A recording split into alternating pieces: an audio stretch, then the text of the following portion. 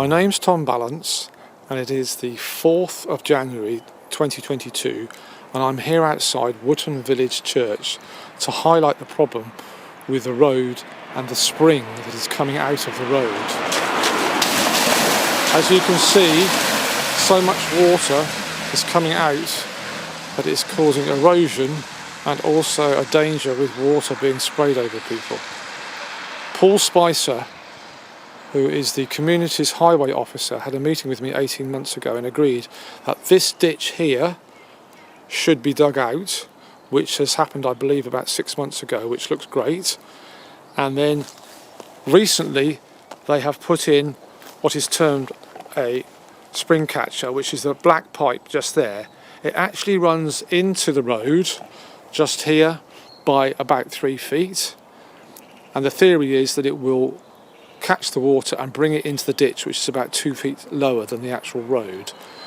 The problem is it's only been put in at right angles across the slope of the road and only by 3 feet, and I can see now that their repairs on the road have forced the spring to actually be worse on the road, and it's now coming up in 1, 2, 3, 4, 5 places.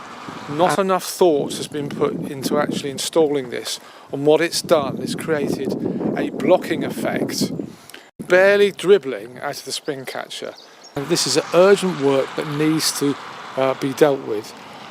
The water now is being pushed across the far side of the road and does disappear into the drainage system a bit further down, but in 2 days' time there's going to be -6, and this will be a frozen ice ring and will cause problems. I believe the answer to this is that the spring catcher should be put into the middle of the road. It should be at a 45-degree angle, and also there should be a access point in the middle of the road with a collection point. So it needs to be spent to fix the road, but particularly the spring catcher, which has been put in really badly.